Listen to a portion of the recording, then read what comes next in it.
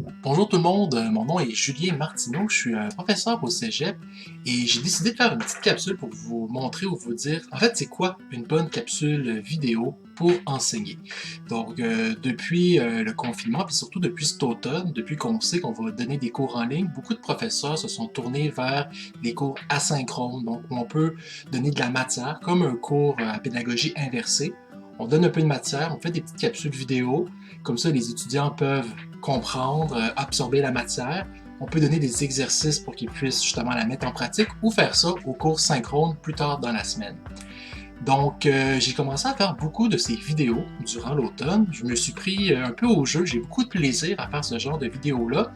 Et je crois qu'il y a des petites choses qu'on peut faire qui vont faire une grande différence. Donc, voici un peu mes petits conseils qui sont simplement basés sur mon expérience personnelle. La première des choses, je vous dirais, c'est vraiment important de garder une longueur entre 5 minutes, 12, 13, maximum 15 minutes. En fait, pour consulter beaucoup de ce genre de vidéos-là, beaucoup de contenu sur YouTube, on voit rapidement qu'après 5 minutes, les personnes qui vont regarder la vidéo vont avoir tendance à quitter. Et ça pour plein de raisons, pour l'attention, pour le rythme, pour ce qu'ils vont aller chercher. Donc c'est vraiment important de ne pas faire des vidéos de 15, 20, 30 ou 35 minutes. Ça va être très très difficile de garder l'attention, même pour nous. Et moi j'ai fait l'expérience à l'hiver, au début de la pandémie, j'ai fait mes cours, je les ai filmés dans leur intégrité, ou plutôt intégralité, et je les ai mis sur YouTube.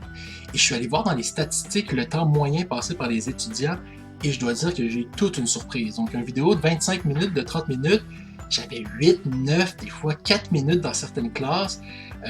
C'est du contenu, c'est des plateformes qu'ils utilisent déjà, ils sont habitués à un certain format, et quand on change ce format-là, quand il n'y a pas d'interactivité, quand il n'y a pas de retour, quand on n'est pas en classe, c'est très difficile de soutenir ce moment-là sans bouger, sans rien faire, même en faisant une pause en revenant. Donc, la quantité de temps, les minutes. Autre chose qui est vraiment intéressant, j'oubliais, si jamais vous vous êtes dit « Ah mon Dieu, je ne suis pas capable de tout dire ce que j'ai à dire en 5 minutes », bien sûr, c'est évident. Mais pourquoi ne pas, à ce moment-là, découper un cours complet en plusieurs capsules, selon les thèmes, selon la matière? Par exemple, moi, j'avais fait un cours sur la méthodologie de la dissertation. J'ai fait une capsule sur, c'est quoi l'enjeu d'une dissertation? Ensuite, une capsule sur, c'est quoi une introduction? Une capsule sur un paragraphe de développement.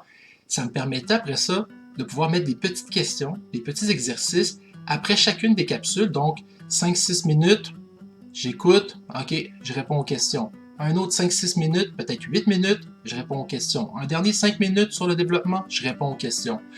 Et le commentaire que j'ai des étudiants, c'est que c'est beaucoup plus facile de pouvoir justement se concentrer sur une étape. Après ça, je peux aller faire une pause, je peux aller faire un autre cours, je reviens, je fais la deuxième capsule, le deuxième exercice, etc. Donc, vous pouvez segmenter et ça va être beaucoup plus facile de le prendre. Une autre chose, je crois, qui est vraiment important, c'est le rythme. Plus vous avez de rythme dans vos vidéos, plus ça va être facile à écouter. C'est quoi du rythme? Les fameux silences, ou les... qu'est-ce que je dis? Bon, ok, on y va.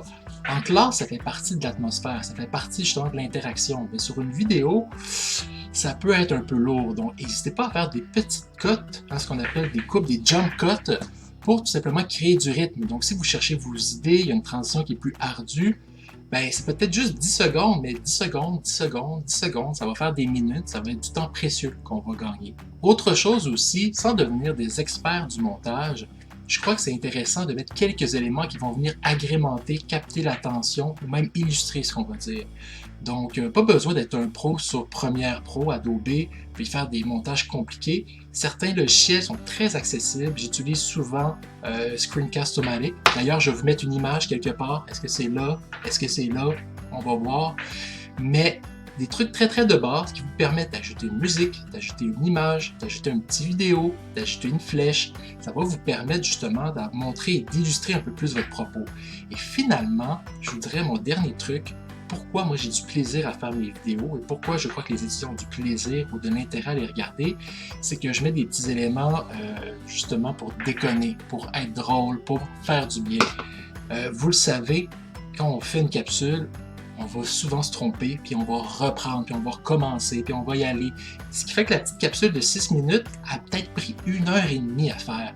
Ben, moi, ce que j'ai décidé, c'est que je pars la caméra, ça filme, et ce qui arrivera, arrivera. Je vais me tromper, je vais oublier mes mots, je vais dire des niaiseries, je vais dire des trucs qui n'ont aucun bon sens, je vais me faire des réflexions à moi-même, et c'est à moi de décider si je les garde ou non. Alors maintenant, ce qu'on va faire, on va voir le premier... Alors maintenant, ce qu'on va faire, on va voir votre premier paragraphe. En fait, non, c'est pas un paragraphe, mais votre première structure, la première chose. Alors là, ce qu'on va faire, on va regarder le premier texte. Ça va donc bien mal. Donc là, la première chose que vous allez écrire dans votre texte, c'est une introduction. C'est un paragraphe, pas au sens d'analyse, mais le premier bout de texte que vous allez faire, c'est l'introduction. Jusqu'à maintenant, on dirait que je ne me suis pas trompé, c'est dommage. Mais si jamais ça arrive, qu'est-ce que je fais? Ben, je vais mettre cette petite image-là, cette petite vidéo-là. Hein? Puis j'ai plein d'exemples où j'ai laissé la caméra puis j'ai déconné. Si vous pouvez le faire, tant mieux. Si vous n'êtes pas capable de le faire, trouvez une façon de mettre un peu de légèreté puis surtout du rythme, couper, réduire les temps morts.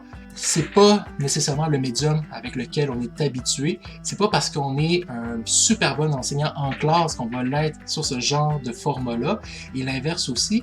Mais je crois qu'on a tout à gagner de faire en sorte que ce soit plus rapide, accessible, mais pas plus simple.